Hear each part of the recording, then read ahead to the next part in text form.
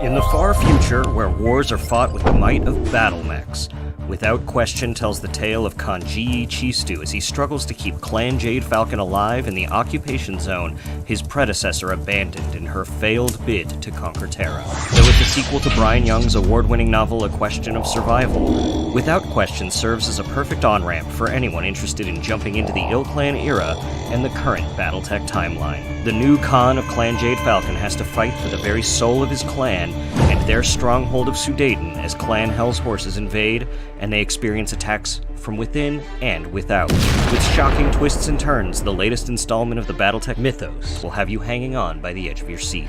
Releasing May 15th, Without Question is available for pre-order now, and you won't want to miss it.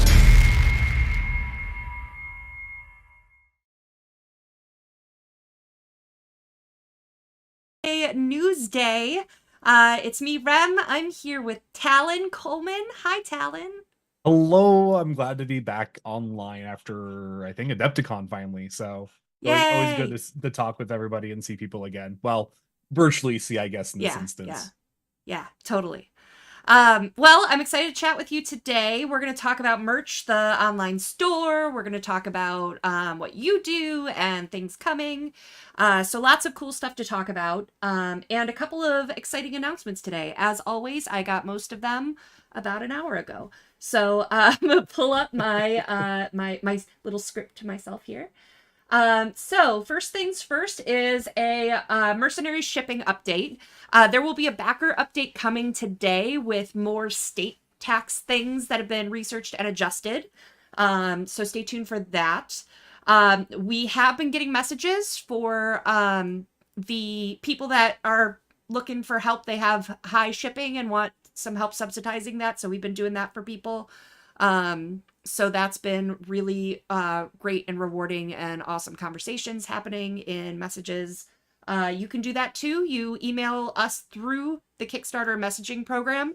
So go to the Mercenaries Kickstarter page, click on Catalyst Game Labs, and then it'll say contact us, and that's how you send us a message if you need help. What else do I have? Oh, we're also going to talk in the backer update today about getting ready to charge too. So you'll get that update later today. A couple exciting things. The BattleTech Humble Bundle. Last week when I was on, I told you guys that there were only 2 days left. Well, that was true at that time. It did so well that Humble Bundle actually extended it for an extra week. So now it's 2 more days until it ends. Thank you guys for making that such a success for us. John Helfers was bragging that this is the 4th Humble Bundle in a row that has been extended because of popularity. So thank you guys so much for that. Yeah, it's super cool. Yeah. We have a Shadowrun 5th edition bundle of holding that's coming next month. So get ready for that. I don't have a release date or link yet, but I heard it was coming, so I wanted to let you guys know. All right. This is my big announcement part. This is something I'm excited to talk about. It is out there on the internets, but it has not been said by any of us publicly yet. So I've got a little image I'm going to share with you guys as I announce this. This is coming in September. Ta-da! Shadowrun Munchkin. We have partnered with Steve Jackson Games, and we've known about this for quite a while now. So being able to talk about this is super exciting. Like 2 years. I think 2 years now. Yeah. So it was big hush hush for a super long time. We are so excited for Shadowrun Munchkin. Gosh, I know like people either love or hate Munchkin. I think it's silly and goofy, and it's a fun quick party game, especially if you're playing with non-D&D gamers, kind of stuff. So this is just another gateway drug into Shadowrun, which I'm all for. So pretty excited for this. So thanks, Steve. Also, I'm pretty sure, as a fun little fact, I'm pretty sure this is the first image I think I've ever seen in Shadowrun that has essentially destroyed the Space Needle in Shadowrun. I don't think there's any other image we have out there. Every landscape scene, every fight scene, the Space Needle's there in the background just fine somehow. You'd think it'd be like the number 1 target, but Munchkin finally did it. They finally took off the top of the Space Needle. I love that he's picking his teeth with it. It's pretty great. Funny, weird story, I guess, is I got an email this week from UK Games Expo saying, hey, and they got my name right.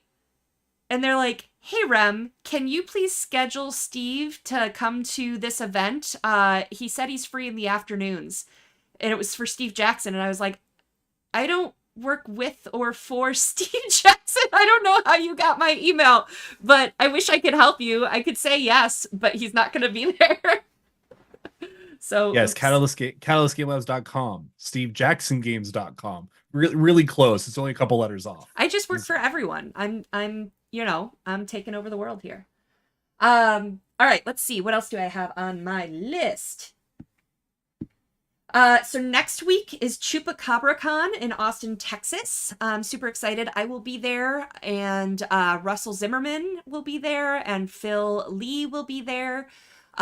So yeah, we're going to have a small booth space. We're going to have the demo games and stuff like that. There's going to be some prizes and lots of fun. So come over, say hi. We're going to be doing a couple panels. I think I'm part of one that's on crowdfunding, I want to say. So pretty fun. I'm excited for it. Leviathans had a backer update go out yesterday, so the Tabletop Simulator link is now live. I know you guys have been waiting for that for a really long time, so it's here! Hooray! New releases. Yeah. Let's move on to this. So, Talon. Yes. We have some new releases coming this Friday. Can you tell us about them? Yeah, so I actually spent a little bit of time grabbing some fun little nuggets for each one of these. Some of these will be stuff that you guys might have seen at other shows, especially since we've kept a lot of stuff out on our beautiful glass shelves, especially between Gen Con, Adepticon. We've had a lot of stuff that we've been showcasing but haven't been able to release. So the first two things that'll very easily start with will be the Game of Armored Combat in the beginner's box. So there's always talk about, what's actually showing up in these. What did you change? Or is it just a cover change with the new era of miniatures coming in? So for the beginner's box, very easily, I know traditionally when we've done a lot of new covers, or especially big portions of swap ups when it comes from like Ill Clan to Mercenaries, for example, we did the miniature swap up. This beginner's box set for the 40th anniversary is just a cover change. So if you've already got the minis inside of the mercenary-ified version of it, I don't know how to actually say that. Then you're good. You've got both minis from that. It's literally just a celebration of the 40th anniversary. Beautiful, in my opinion. I love the box art for the 40th anniversary one. I think it's one of the best. I love the color palettes for it personally. I like a lot of brighter colors. I like that they are side by side art pieces too, so they're really nice display pieces. Yeah, 100%. And I think we should, and I think that we should do more stuff like that because I think it really ties products together, especially when beginner box set you go directly into the Game of Armored Combat. Now, speaking of the Game of Armored Combat, some things did change there actually. So I actually have a little list here in front of me, so that way I keep track of it all because it's always important. Because some of these are actually some rules, not core rules, just additional rules, and you'll get why when I say what's in the box. So not only did they get the new cover art sharing the landscape feature with the beginner's box set, it's also got a 4-page primer inside of it, kind of traditionally what we've done before. I believe that one is set in the Ilclan era to give people a primer on Ilclan. So there's a 4-page little new primer in there, along with, I believe, the Inner Sphere one.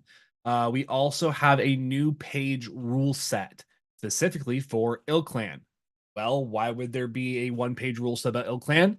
Because we've also included in the new 40th anniversary 8 new record sheets of variants of Ilclan mechs that already exist in the box set. So there's with the 8 mechs that are in there, there is a variant for each one via Ilclan, and that 1-page rule set will allow you to integrate those Ilclan mechs into your normal games from the Game of Armored Combat, continuing to use the same minis that are already in the box. So no mini changes there. It's just literally the record sheet for the variant plus the rule set necessary to play with them. So that way you don't have to go out and get anything else if you want to play with these variants. It's not like, oh, I got the box and now I got to go buy a book to play the variants. It's all in there. It's all set up and ready to go for you. So Talon, I remembered something that I wrote down because we forgot to add it to the list, and it was like the reason that we started talking about this list of releases Friday. Oh no. Shoot for it. Go. So how many of our chatters out there are not in the US? Let's let them do a little shout out. Not in the West? Like not the West in the Coast? US. Oh, not in the US. Not in the US. So if you are located internationally, I'm going to talk slowly so you guys have a chance to respond. How many Germanys and Australias and nice Canadas. to see you guys. Oh yay, Aussies. Is Aussie still awake right now? What are you doing awake? However, so of those international backers, you are our, I'm hinting at you now, Talon. Oh. You are our target audience for this next release. Did you get it, Talon? I don't know which one we're talking about. BattleTech Essentials is coming to our online store. Oh, right. Nope, I totally forgot about that. We had talked about that.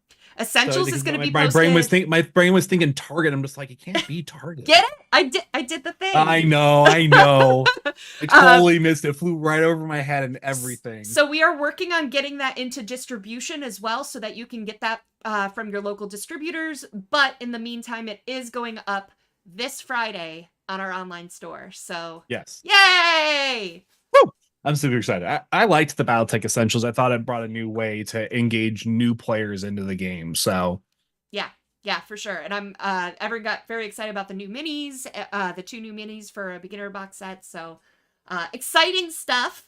I'm excited to get that into distribution as soon as possible here. So we're all rushing around doing that. What else is coming out this Friday, Talon?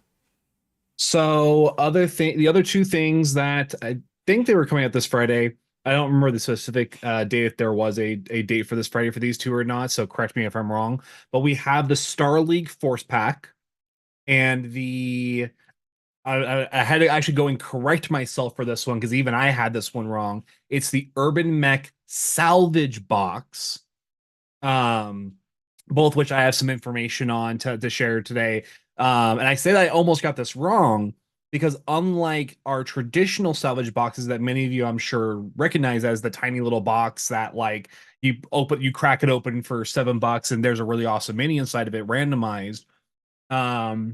You'll notice that in the Urban Mech salvage box, it actually looks like a Lance pack still. And that's because there are actually 3 mechs instead of 1. And it's not necessarily a force pack, but it's also not quite a salvage box. So this is the middle ground that we put it in a Lance pack, but still call it a salvage box because technically this is a for fun product using the Urban Mech and in this instance the Urban Mech Lamb. So what this box comes with is actually a Urban Mech Battle Mech. It's got the Aero plus Battle Mech mid transformation, and that actually even comes with a plume of jump jet smoke to show that it's actually launching, which is I think super awesome. So giving more of that verticality into BattleTech that I always love seeing with the new minis that we've been doing. And then the third mech, which is the final transformation for its full aerospace mode version. So you can have all 3 in one box. That way it's just all there in one grab rather than you like trying to go through different boxes trying to get all 3 of them. We just made a nice little a force pack that just won't be technically rule compliant because it doesn't exist in BattleTech. This was just a for fun product, which is always fun. Because Urbies are confusing and Urbie Lambs are even more confusing. We made the packaging confusing too. So, we just lean real into it there. So what's so special about the Star League Command Lance? So I'm sure many of you have seen a lot of talk about this, especially when we announced it. And you'll see potentially some renders out there of this box set, and I'll have a disclaimer about that render if you do happen to see it posted about it on socials or anything like that. But the new thing is that there is a painted mini inside of this force pack. Now, it's only one. It's not the entire set. It's just one of the 4 minis happens to be painted as we are attempting to look at trying something new and seeing how not only we like it, but how well you guys like it, because it's always been something that BattleTech has always been on the flip side of the hobbyist side. But we also know that, especially with a lot of influx of new players, we also know that there's not every player that paints their minis that would love to see factionalized concepts for them. Now in this instance, we went extra special to make it kind of like not tied to necessarily a battalion or a faction or anything like that. The Orion, which is the mech inside of this set, the first Star League force pack that's painted, is the one from Alexander Kerensky. So it's actually his paint scheme specifically to try and make that a little extra cooler on top of that, rather than just being, a random Davian or a random Karita mech paint scheme. Yep. For example.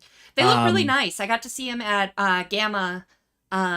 We got a force pack to show off for the retailers, and they look really, really good. They are available elsewhere too, so if you don't like the pre-painted, you're not stuck with that as the only version, so... Yeah, it just happens to be the Star League happens to be our test, and that actually means that we actually for those of you who might not have also been following, we also have 3 other Star League force packs that we plan to do the same thing in. 1 mini painted, 3 other sets coming out, I believe, this year. And this is just a really great test for us to see. It's just a test of the new players and the audience that we've brought in with the Mercenaries Kickstarter and the Clan Invasion Kickstarter, just to see, are there players out there who really enjoy some pre-painted minis? Like for example, I love playing BattleTech. I love playing Masters of Minions at Gen Con with a lot of you guys who come and challenge us every year. I'm not a painter.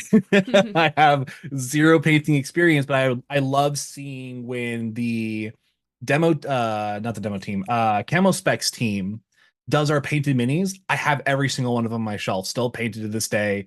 And I love the heck out of them because that's what I like seeing is the painted version. So seeing how that works out with you guys, some of you it may not, a lot of you may well. We look forward to seeing what you guys think when you get it into your own hands yourselves as well. Cool. So that's the stuff that's coming for this Friday, right? I'm not missing anything else? I think that was it. There was the Star League Urban Mech, and then the Game of Armored Combat Beginner box set. Cool. But we have more. But wait, there's more. That's dropping 2 weeks from Friday. I'm getting 90s and 2000s flashbacks, but wait, there's more. Yeah. So, what's coming in 2.5 weeks? 2 to 2.5 weeks.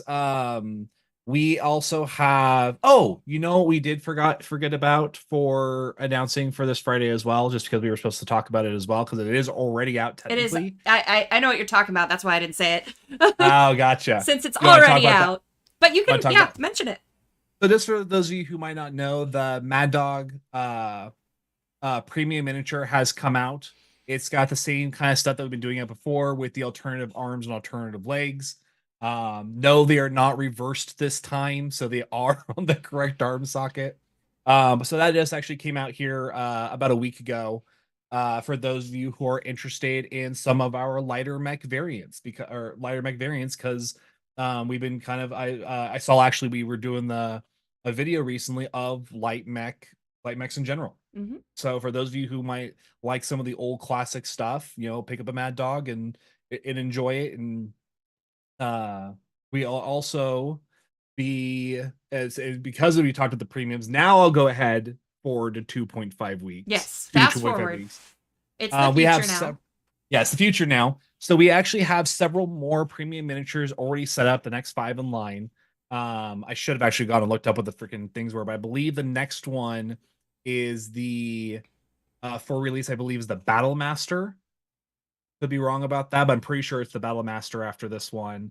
And then some other fan favorites in there, like a classic Atlas with some alternative posing and stuff like that. And just to throw a little bit of a little secret out there on the premium miniatures, we are going to go back and relook at some of our oldest minis. Ooh. Maybe do something new with them. Neat.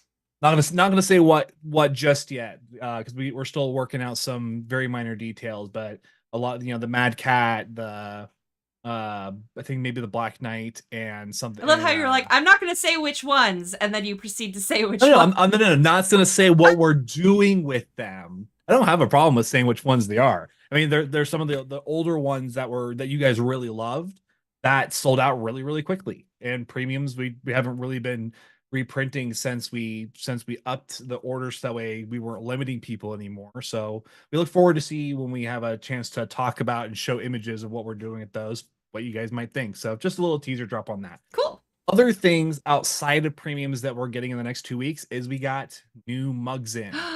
Mugs, they've been doing so well. They have. I mean, Korea blew out instantly. We're getting reprints on that.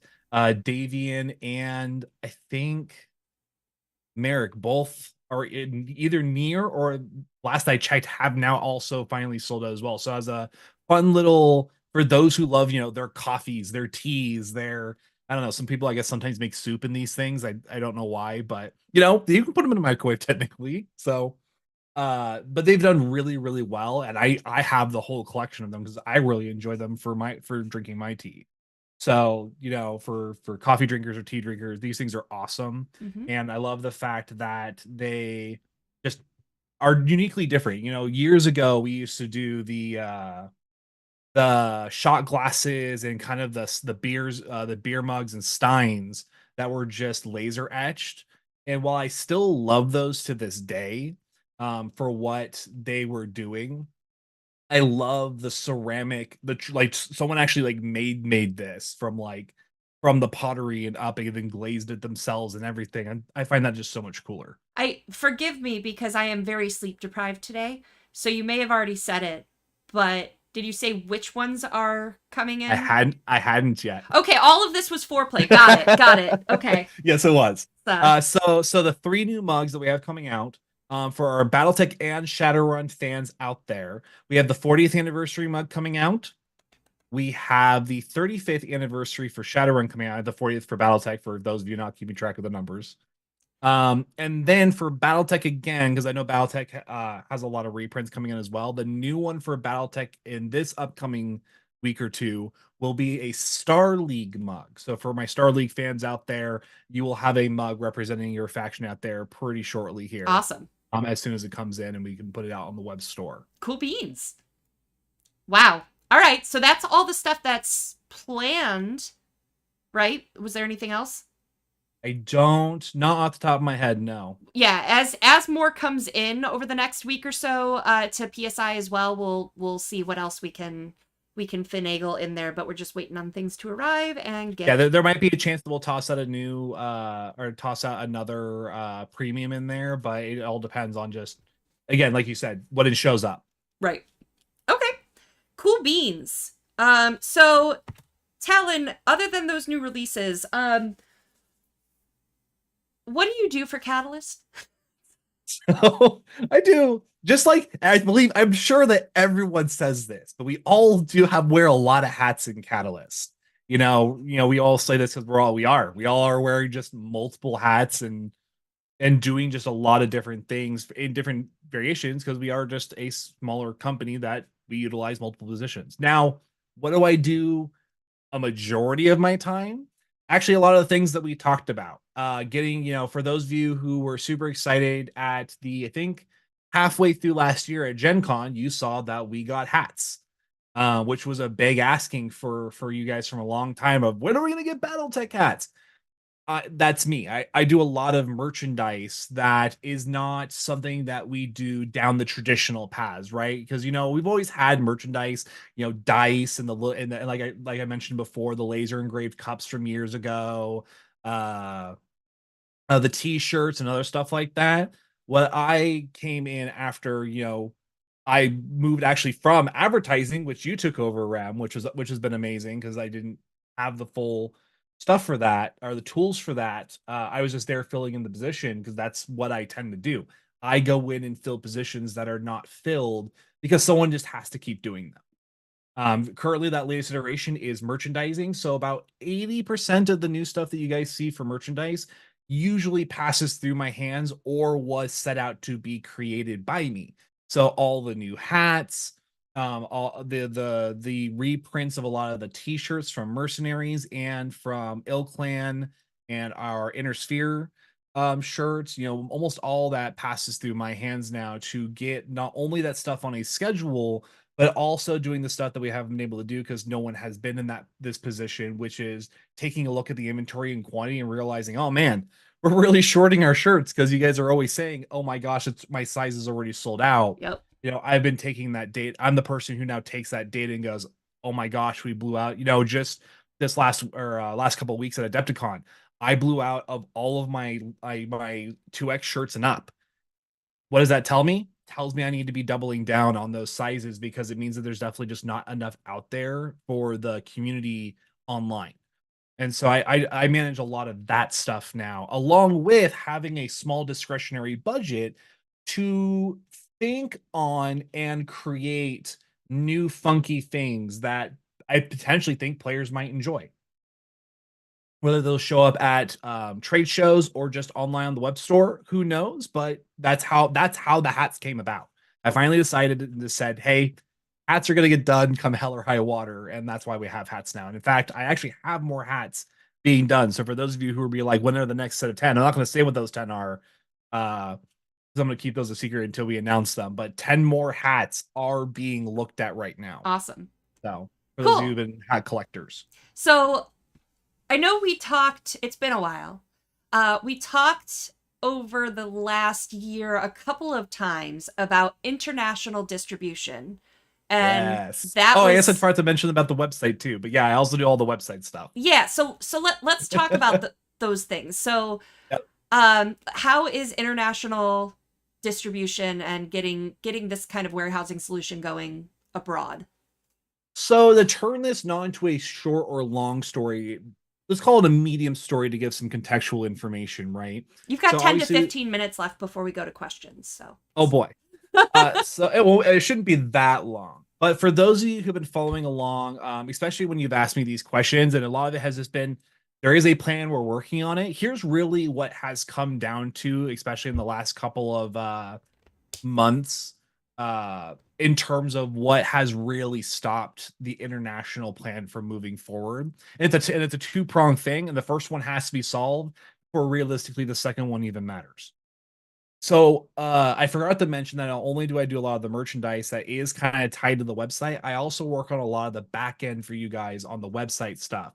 So when something becomes searchable, or when something goes online, or inventory being updated, I happen to handle all that stuff, which gives me a pretty unique perspective on what needs to happen for international shipping from the web store. For those of you who have understandably have felt pains with trying to ship something from America to, Australia or UK, or, or especially our German fans and stuff like that, who are sometimes hit the hardest on those international shipping things.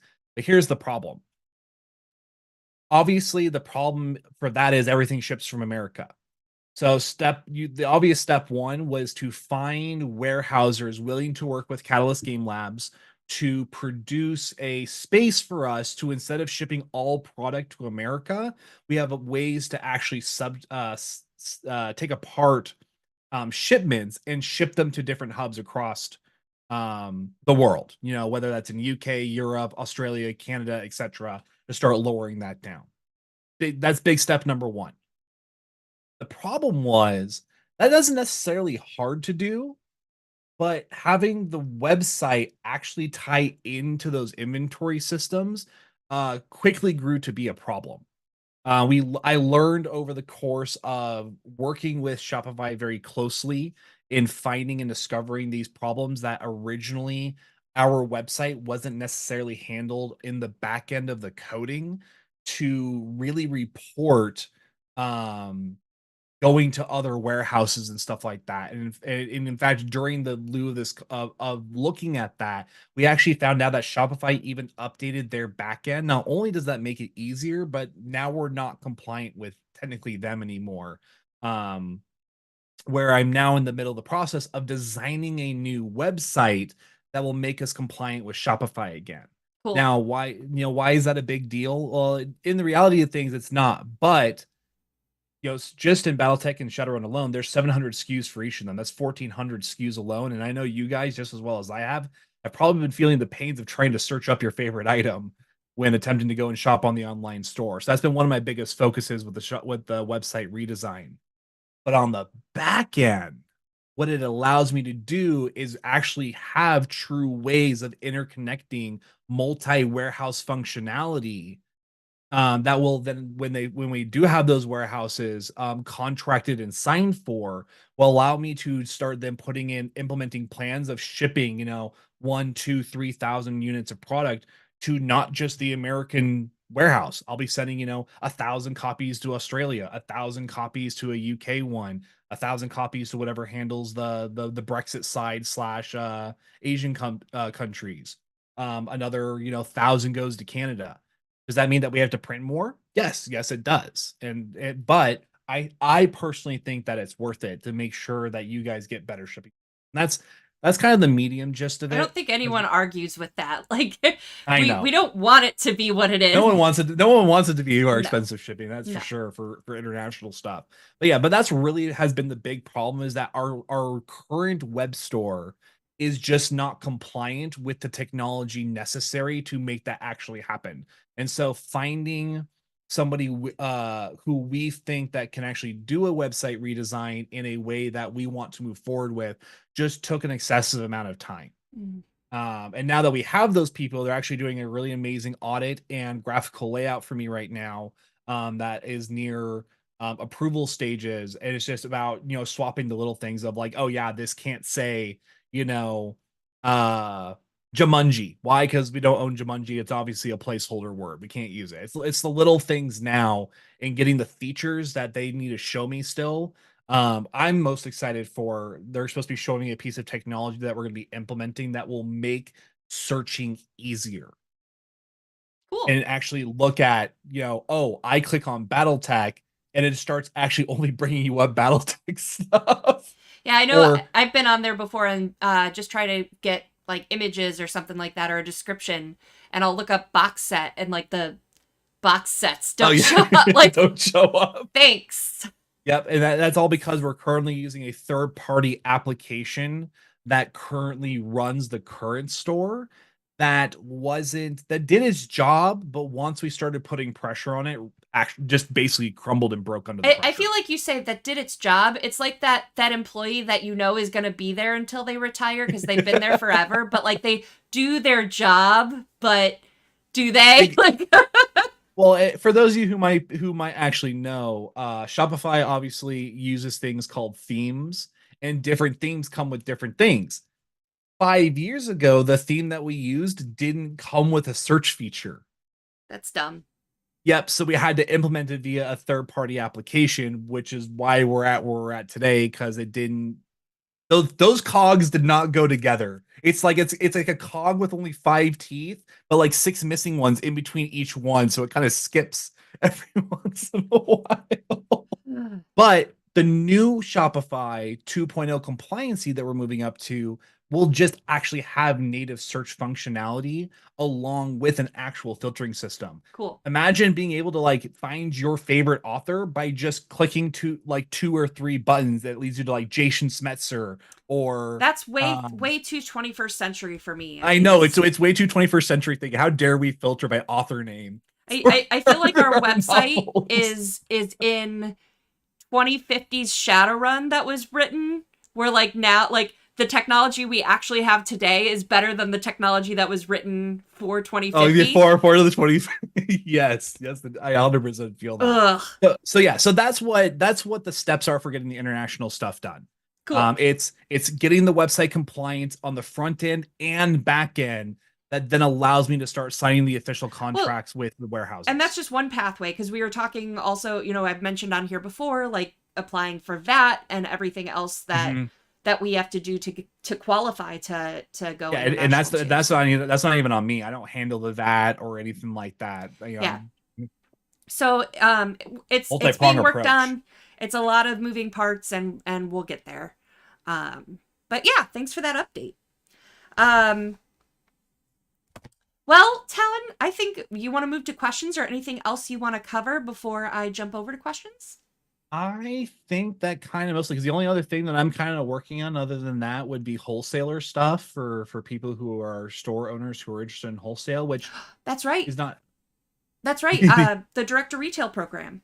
Because I know that you've been a big proponent of talking about that, especially obviously directly to our retailers, and that actually falls, but more or less it falls underneath the same proponent of not being compliant with Shopify again. I actually discovered this just I think half a month ago. I started working on about a month and a half ago. I started actually working on the wholesalers piece on our current web store. And I had to take a break because of traveling and shows and stuff like that. Came back and realized that those products that I had put into the wholesaler accounts no longer showed up on the store anymore. Oh yeah, the Game of Armor Combat, the beginner box, they were all removed from the store because of how the back end is not compliant, and so it actually removed them from the market, even though it gave them to the whole. Yeah, it's, as you can see, I'm literally talking about spaghettified code here that is just not compliant anymore with working with the modern day stuff. So I erased all what I had worked on, knowing that part of working with the company I'm currently working with, they were supposed to get me up for international and up and compliant for wholesale. And that was one of my 2 things, other than, please allow me to filter by like author names and stuff like that. Those are like my big 3 pain points with that this company is coming in and working with me on to fix. Cool. So same problem, just different portion of the direction of clientele that we're shooting for as well. Okay. All right, cool. Well, thank you for all of that, Talon. I'm going to jump over to questions. I'm going to hit your batch here first. I'll go for it. Any chance of big and tall options for shirts? So From Farmer. This comes up a lot, actually, and it comes up in a lot of different variations. It could be big versus tall or normal versus tall. Usually what I hear a lot from our normal standard shirts to tall versions of shirts, because and I get that. I'm a tall dude. I'm 6'3" with nothing but legs. So when you wear a normal size shirt and it still is almost like a belly button shirt on you, it's not great. I totally get that. And then we also used to have a lot of comments on the same flip side of our normal t-shirts versus female sized t-shirts. And and I'm not saying that it's not something we'll not look at again. But almost not. My double not statements. It's not something. It's definitely something that we'll definitely take a look at again, to put a better phrase, since Rem's making fun of me for it. But all of our data, every single time that we've actually released an alternative sizing shirt to accommodate those things, they've never sold. or if they do, they sell less than 5% of the actual inventory that we create to generate that product. So as much as I would love to have the full swath of, here's the normal shirt, here's the female shaped shirt, here's the tall shirt, here's the wide shirt, all of the data unfortunately has suggested so far that at the quantities that we currently have to print at, we can't sell enough of them to justify actually creating them. Okay. And I'm always looking for new ways to do it. Don't get me wrong. If I can find and slide deals that would allow me to pull, a couple dozen here or there, I'm of course going to do it. It's just that our current manufacturing process doesn't allow us to currently. Fair enough. All right. Do you have plans for more BattleTech t-shirts in addition to the faction logo shirts? For example, using the great artwork you have from Takeo Kurita.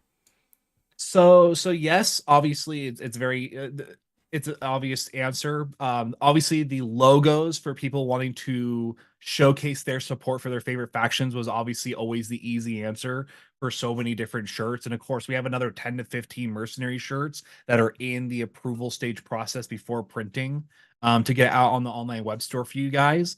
But obviously, after all those logos are done, what's next? I could be doing more ill clan logos. I can always find more mercenaries, but there's obviously other shirts that we've done in the past that we've had a lot of fun with. For example, the athletic t-shirts, having a new couple of athletic t-shirts with all those fun designs would be great. A lot of the military shirts that we did, showing the actual military schools and stuff like that, which was part of the athletic line, but just different imagery on the front and back.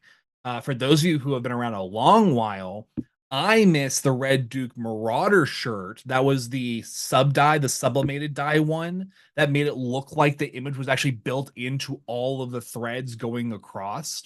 I loved that shirt, even though the material is, just a more spandexy, stretchier material. But that shirt and the way that it looked was awesome because it was just full color. Yeah. I'd love to be able to go back and do more of those things again, especially the sublimated dye ones, because like you guys have said, we have amazing artwork. Yeah. In fact, the reason why we've never done a sublimated dye shirt after the Red Duke Marauder was actually because of COVID. We released the Red Duke Marauder shirt. COVID happened, a year or more later, and the company that we worked with that could do the print runs that we needed went out of business during COVID, unfortunately. So, and there's been no manufacturer that we found that can do it at the quantities that we need. Sure. Okay. But the short answer is yes, though. Want to do more artwork shirts because we have amazing artwork and it deserves to be on shirts. Spectre asks, can we get faction tumbler cups? Faction tumbler cups. I'm assuming he is now you can correct me if I'm wrong. I assume he is meaning like the standard, like a 16-ounce beer glass or whatever that has probably, I assume, a laser etch or an etching or even a decal of a faction or something like that. Even just other options for drinkware and like on the go stuff anyway. I think that the answer is yes. I mean, obviously, we could always go, it's not always about creating merchandise for the sake of merchandise. And I know that some people look at that kind of weirdly, but obviously, I could just slap a logo on, just random generic things out there and it would be part of BattleTech. But what I personally enjoy, and a lot of us who do make merchandise inside of the company enjoy, is actually finding fun and unique ways to have a personalized product that isn't just something we pulled generically off the shelf and slapped a logo on. Yeah. It's like I could go get a traveler mug tomorrow, slap a logo on it, and it's just a generic plastic traveler mug with a logo. Would it satisfy it? Yes, of course it would. But it doesn't feel awesome sometimes. And what we always try to do is that's why I think the mugs are so cool, because that's super personalized in a way that isn't traditional to the I don't want to say crap because it's not necessarily crap, but like the genericism out there with a lot of products that come out that just apply to merchandise, right? Yeah. And so can I get some tumbler mugs and stuff and travel mugs and other stuff like that? Yes. I'm just waiting for the right product to put it on. Cool. That way it stays cool. All right. I've got two different premium Mech questions in one, so I'm going to combine them. So this is from MadCat352 and Jaskell. Will the Hammerhead premium mech be reissued? And premium Wolverine Mini, it might have shown up recently at one of the cons. Yes. So Wolverine and Mad Dog both showed up at Adepticon. We were not expecting the Wolverine, list hands down, just by the way. Mad Dog showed up at that show. We had planned for that, but our guy who actually makes the premium miniatures just had a box of like 250, 300 of them, and he just walked by and said, "Hey, early Christmas gift," dropped them on my table and walked away. So yeah, so the Wolverine. I know I made mentions of the Battlemaster. I completely skipped the Wolverine in my head. Wolverine will probably be the next one out on the store available, because that's totally true. We did sell it at the Con. It deserves to be out so that way other people can get access to them, other than just people who are at Adepticon. So there's a whole slew of those available as well to be put out. So Wolverine will most likely be next. We might even put the other premium miniature out with it, just to have maybe a double premium miniature to make shipping a little easier for those who don't want to just grab one $15 item. Cool. And the other one you said was It was the Hammerhead and the Wolverine. Hammerhead. Ram, if you remember, can you remember what the problem for the Hammerhead was? Was that the reversed arms, or was that was the Stormcrow? That was a Stormcrow. Which one was the Hammerhead reissue? You remember? Torso. Oh, I'm getting notes because my note takers are amazing in here. I think it's Shock. Hi, Shock. Thank you, Torso has print artifacts. Really? I have not. My brain is definitely not triggering on print artifacts specifically. I know that the last one that we had talked about was getting the arms fixed for. You sure it was the Stormcrow for the arm fix that we reversed the arms on them? Okay, it's the Stormcrow arm fixes and stuff like that done. I had not heard any news on there being artifacts in the. Oh, and resin bubbles was the other thing. Misprinted torso, but it was fixed from Lorcan, so it should be fixed. Is what I'm seeing. Also, I was corrected that the mod taking the questions right now is Jaskell. So I'm going to extra thank Shock for all the help. So while I don't know exactly how that fix was implemented, because I didn't handle a lot of the premium line prior to this point, other than from the new Wolverine so far. So a lot of that was handled by Randall and Lauren and Rem as part of those fixes and stuff like that. So I don't. I know I was able to help with the Stormcrow a little bit because I talked to MFC, but yeah, mostly Randall and Lauren. Is just like the organizer from the social side. Yeah, I just complain on everyone's behalf, and sometimes that makes things happen. So there's a lot of things that we did where like sometimes the piece that fixed those showed up in other minis. It says the replacement torso was sent with the Heiress, but no reissue of the mini anytime recently. So that's something that we'll have to look into and maybe get a solution from one of either Lauren or Randall on that. So thanks for bringing that up, though. Yeah, moving forward, I hope to keep my fingers into the premium miniature line to have a better beat on the heart of that product line. With getting information in faster, so that way we can find these things prior to them showing up, rather than just being kind of one of those products that kind of floats around to different people as people have time. I'm trying to grab what I can and bring it over into the merchandising side to have a true knowledge pool of somebody who's constantly actually monitoring these things now. So Talon from Turbo Turtle, when will the store get pins? Turbo lapel pins? That's a really good question, and I couldn't honestly tell you why the store doesn't have them yet. But the answer is, honestly, now that actually, Turbo, just for you, I'm gonna write down my piece of paper right now. Lapel. Have fun entering all those SKUs. Don't remind me. Not my problem. Store page. I have a note written right here. Literally right there on my piece of paper, reminding myself that those lapel pins do deserve to be on the store, just like our dice are on there currently. There's no reason why the patches and lapel pins both can't be on there. Yeah. It probably just came down to just life got really busy, and while the dice got up there, the patches and pins just got missed, and because of all the other hectic, crazy stuff that's happened. It just hasn't gone up. But they deserve to be on there. There's no reason why they shouldn't be. So pins there will be. Awesome. Okay, cool. Let's see. Ooh. Have you looked into print-on-demand shirt services that would have those kinds of options from Dana Robinson? So we've talked about print-on-demand shirts, and while I haven't actually looked into them at all, personally, there might be others who have, like Randall and stuff like that, who was doing a lot of manufacturing before. So we might have some quotes out there, but I would feel like there would be a really big reason why Randall and Lauren wouldn't have moved to on-demand printing if the dollar value just wasn't good in general. I'd check into it though, because things I'm always like yeah, that's I'm always that's always updating and stuff like that. It's like marketing, it's always changing. Exactly. The last time I knew that, my assumption is that the price came back from not only from our perspective, but from your guys's on a consumer perspective so badly that they just never bothered to pursue it. But, I was not privy to that when they did those checks. That was probably something like 4 or 5 years ago, if not 6, 7 years ago, easily the last time they probably checked. So it's always good to go back and retake a look at those things.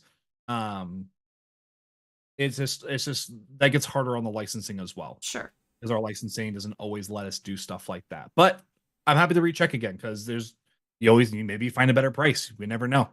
Cool. All right. A couple quick questions for me here. Any more news on CGL being at PAX Australia? During Adepticon, Lauren said very likely CGL would be there, but haven't seen or heard anything since. I have news. Oh, you do? Sure. Go ahead. I mean, you talk to Lauren more than I do. Not even about talking to Lauren. I'm the one who organized it. Oh. So as of this moment, Catalyst Game Labs will be going to PAX Australia. We just officially got our booth. Cool. That's really exciting. What we're doing, I have no idea yet. We literally just got done talking with the amazing guys over at PAX Australia, who opened up additional tabletop gaming space, and they offered us one of those spaces, and we decided to accept that offer. Holy crap. Guys, we're going to Australia. Talon, I'm going with you, or I will find where you live, and there will be problems, so. Hey, people are more than welcome to attempt to join. I have no idea what's going on yet. And this is literally like days old. Like we just got done paying for the booth space, signing the contract. That literally only happened like a day or two ago. Cool. That's awesome. That's exciting. Super excited for that as well, because I went to Australia last year. For those Aussies who are in the chat, went to a PAX Australia last year to go scope the show and had an amazing time. I thought it was super awesome. I look forward to seeing even if it's just for a year, what Catalyst can do down there. Yeah, it'll be interesting figuring out the logistics of that. So cool. Yeah, especially with it being right after Essen Spiele. Yeah, we may have to split the group. Magna Morbius asks, which authors and CGL staff will be at UK Games Expo? I want autographs. Ha! That's awesome. I'm not sure of everyone. Like, I think Lorcan in the chat might be going, maybe. But I was actually going to go, but I just canceled. I have some physical therapy I have to do, so I'm staying home. So I'm a little disappointed in that. But next year. So I know Randall and Bryn and Mike Ritchie and Jason Hardy are going. Jason was a new ad. Do you know of anyone else, Talon? Not past that. I've been asked if I wanted to go. I'm still taking a look at my schedule because my schedule looks like hell, especially with slotting now Australia into that.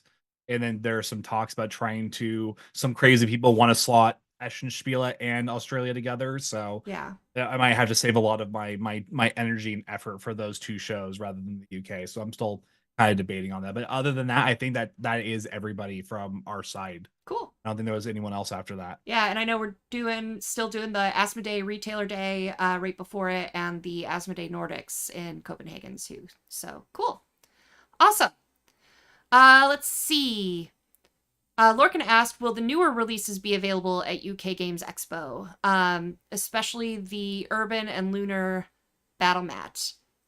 I'm not sure because I'm not involved in the planning of what's being sent and stuff like that, so I'm not sure we're gonna have that answer. But I know they're trying to get as much over there as they can, because they know with shipping being what it is and stuff like that, that they wanna support you guys as much as possible. So.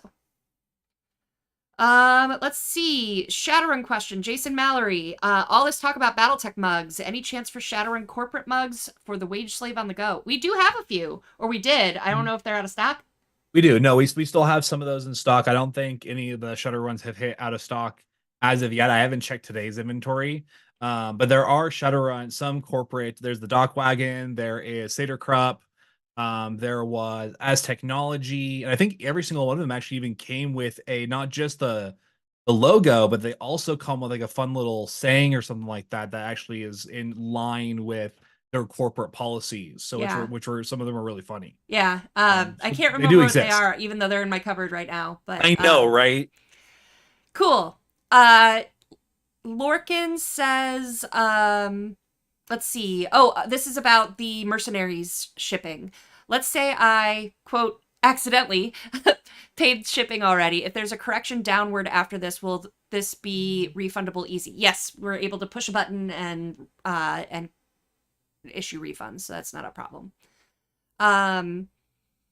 Billy Caldwell, I have a local player that still does not have any shipping costs in Backer Kit. What channel should they use to get help with this? The same one.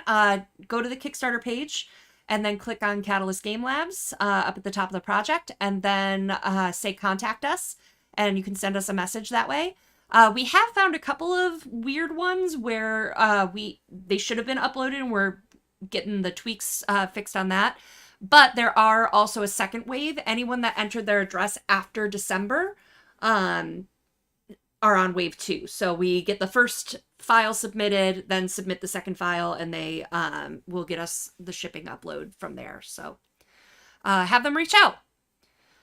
Let's see. Jan Brandt asks, any news about Aces at this moment? Not anything new. Since the last time we've talked about it, really, like, there's a lot of planning going on behind it, so there's not going to be news for a while. If you're looking for development updates, you can always take a look at Six Sides of Gaming, their stream, because they tend to bring out Aces a lot during their every Friday. Work. Sometimes they move it around, but yeah, every Friday for them. So if you're interested in the development work on it, from the actual mechanics perspective, check out their stream when they're doing that type of stuff. Yep. Sagan Cat asks, print copies of Hungry Like the Wolf. Is that from the shirtless Elena? Yeah. Thing? I've seen a couple people mention that. I would thanks, Big Red. I would say not gonna happen. But you never know with Catalyst, so I'm just gonna I'll go get a one-off body pillow done of it to just raffle off somewhere. with no logos at all. So that way it can't be tied back to Catalyst. Awesome. All right, I'm gonna circle back up because we've gotten some more questions. We probably have time for one, maybe two more if we're fast. Oh, Hungry Like the Wolf, right? Big Red also did a romance audiobook. That's what that is. Hungry Like the Wolf is the romance audiobook. No. Talon from Prussian Havoc, what is your favorite Leviathan, Mech, or Shadowrun character? We'll end with that one. Leviathan, Mech, or Shadowrun character. So, I actually, while I don't have a favorite Leviathans miniature or battleship per se, I do have one for BattleTech and one for Shadowrun.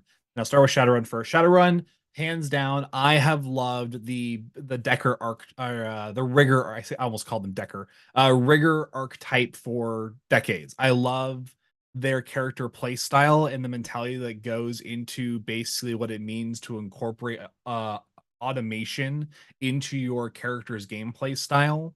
So while it's not a direct character of the universe, I've always enjoyed Deckers in all their forms because they can be whatever they want to be by replacing it with technology. You know, you want to be a spy, grab yourself some micro drones and stuff like that and start hiding them in your arms and your legs and stuff like that. Just start dropping little breadcrumbs that just are giant sound device. Like it's so many different things that are just so cool. You need giant firepower, go get a giant autonomous dog with a giant Gatling gun on its back. Like there's no end to their ingenuity other than limited by what the player can believe that their character can do, which I find really enjoyable. On the BattleTech side of things, I tell this to people all the time. They look at me like I'm funny. My favorite battle mech is the Locust. I am a Locust lover. I am a like basically super light mech lover. Do they blow up as someone sneezes at them? Yes, they do. But the fact that our rules allow funky things like doing 150 points of damage with a Locust because you ran into them, blew yourself up, and basically took another mech out with you, I really enjoy funky things like that. And the Locust for years has been my favorite battle mech to do those types of funky things in, because it's nearly one of the fastest mechs in BattleTech in the actual game itself. Awesome. Not necessarily the world. So that'd be. I'm not changing my name on the Locust. All right. My favorite one. It is what it is. Well, thank you, Talon, for coming on today. We are at we're 1 minute past time, so I'm going to wrap it up here. Thank you all for joining us, and we will be here. We should be here next week. I'm traveling, but the event hasn't started yet, so I should be here. So we'll see you next time. Thank you so much. Awesome. Thanks for having me.